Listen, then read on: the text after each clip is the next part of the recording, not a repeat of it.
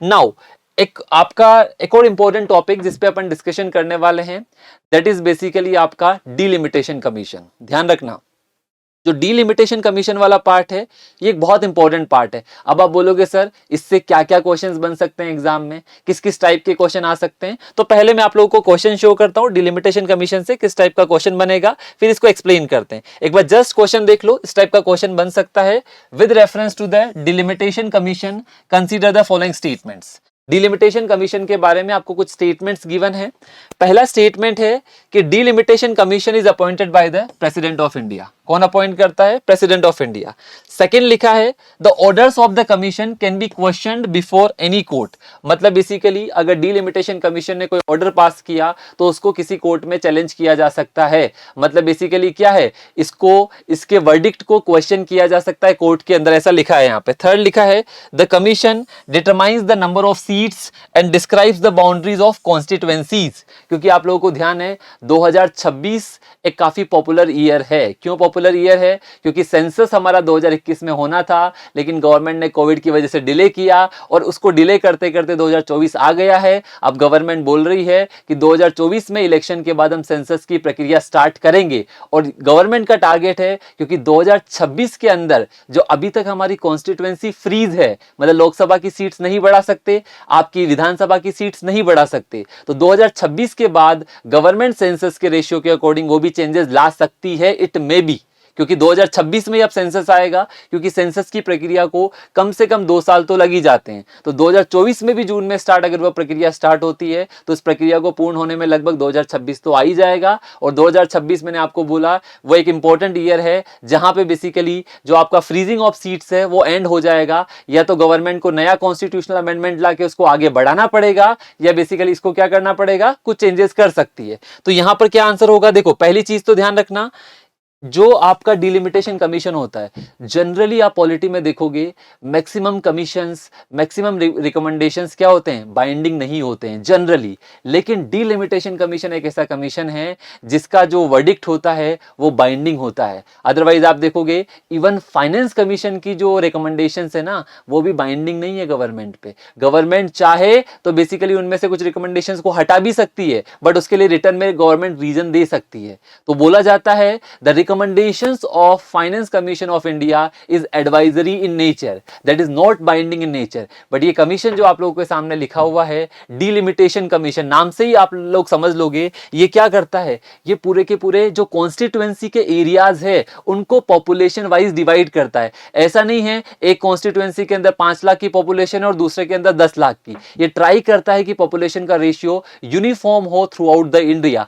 थोड़ा बहुत डिफरेंस आएगा, 5 लाख का कहीं जगह 5,10,000 हो जाएगा, कहीं 5,15,000 हो जाएगा, बट ऐसा नहीं होगा एक जगह 5 लाख है, एक जगह 8 लाख है, एक जगह 10 लाख है। ये ट्राई करता है कि यूनिफॉर्मिटी मेंटेन रहे। इसके अलावा SC/ST रिजर्वेशन सीट्स के अंदर भी इसका इंपॉर्टेंट रोल रहता है, जो पूरा का पूरा ये डिमार्केशन करता है। अभी रिसेंटली देखा होगा जम्मू एंड कश्मीर के लिए भी डिलिमिटेशन कमीशन अपॉइंट किया गया, ताकि बेसिकली दोबारा पूरा डिलिमिटेशन किया जा सके। तो यहां पर ध्यान रखना जो सेकंड स्टेटमेंट है इसका, और इसका ऑर्डर चैलेंज नहीं किया जा सकता कोर्ट में, ये भी ध्यान रखना।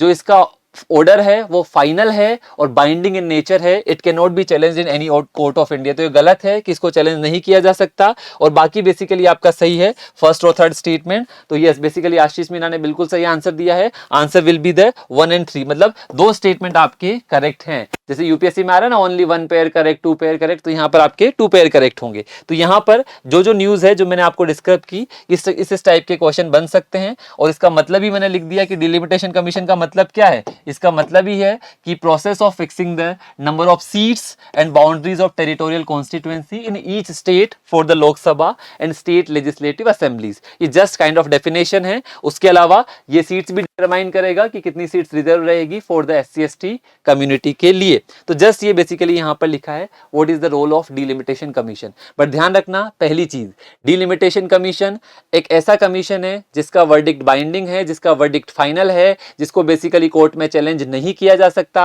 Appointed by the president of India होता है। ये सारी चीजें ध्यान रखना। ये भी ध्यान रखना कब कब बना हुआ है, आप लोगों को ध्यान है, यहाँ पे ईयर भी मैंने लिखा है 1951 में, 1961 में और 1971 के सेंसस के बाद 1952 में बना, 1963 में बना, 1973 के अंदर बना। तो आप लोगों को ये भी पता होना चाहिए कि कब कब बेसिकली हमारा डिलिमिटेशन कमीशन बनाया हुआ है। तो इसमें इतना ही आप लोगों को ध्यान रखना है। इतना ध्यान रख लोगे तो जो भी न्यूज में चल रहा है वो इजीली आप लोगों के लिए क्वेश्चन हो जाएगा। यहां तक क्लियर है सब लोगों को? डिलिमिटेशन कमीशन क्लियर है कि क्या क्या क्वेश्चंस एग्जाम में बन सकते हैं रिगार्डिंग द यूपीएससी प्रीलिम्स 2024। ठीक है, इसमें बाकी और डिस्कशन भी अगर आप लोगों को करना है तो डिलिमिटेशन कमीशन के आप सारे के सारे जो कॉन्स्टिट्यूशनल अमेंडमेंट है वो भी हम याद रख सकते हैं, बट अभी करंट के लिए इतना ही है, तो इतना आप लोगों को ध्यान में रखना है। नेक्स्ट पार्ट पे आते हैं। चलिए, डिलिमिटेशन कमीशन का हो गया आपका।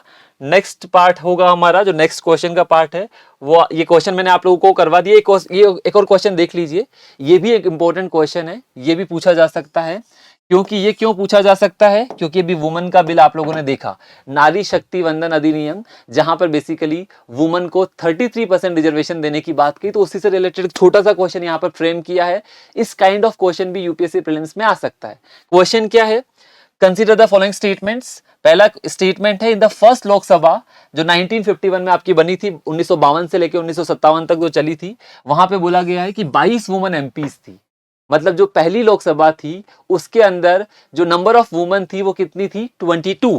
फिर लिखा गया द लोकसभा इलेक्शंस ऑफ 2019, जो बेसिकली हमारी 17th लोकसभा थी, witness the highest number of woman candidates in the parliament. मतलब इन्होंने बोला कि जो हमारी 17th लोकसभा थी 2019 से 2014 वाली, वहां पे highest number of female candidates देखने को मिली। अब वो कितना था? तो आप लोग देखोगे, अगर मैं आपको बात करूं, जब ये 22 वुमन एमपी थी तो ये अराउंड 5% थी मात्र। मतलब आप सोचो, जब पहली लोकसभा बनी थी तो उसके अंदर वुमन का रिप्रेजेंटेशन मात्र 5% था, और अभी जो हमारी 17th लोकसभा है उसके अंदर अराउंड कितना हो गया? 14%।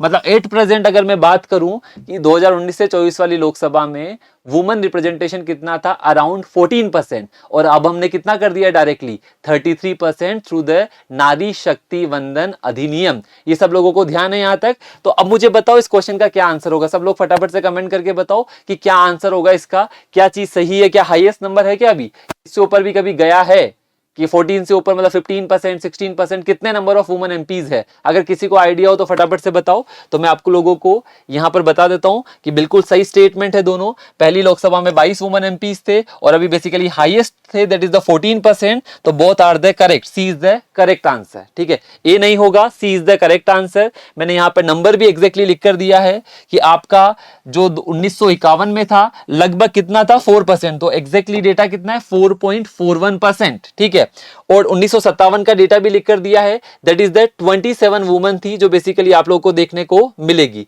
और अभी अगर आप लोग देखते हो तो अभी का डेटा कितना है? 14%, दैट इज द हाईएस्ट। अभी एग्जैक्टली 78 वुमन एमपी थी, कहां पर? बेसिकली 2019 के लोकसभा इलेक्शन में, that is the highest till now, मतलब अराउंड 14%। और अब जब 33% इंप्लीमेंट हो जाएगा तो बेसिकली अब तक का सबसे ज्यादा हाईएस्ट होगा, लेकिन अभी तक इंप्लीमेंट नहीं हुआ है।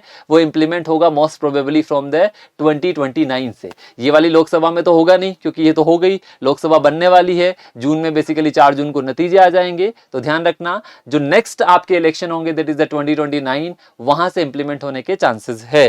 तो इस टाइप का क्वेश्चन भी बेसिकली आ सकता है पॉलिटी के अंदर कि ये जो न्यूज में चल रहा है वुमेन रिप्रेजेंटेशन को लेकर, तो ये ध्यान रखना।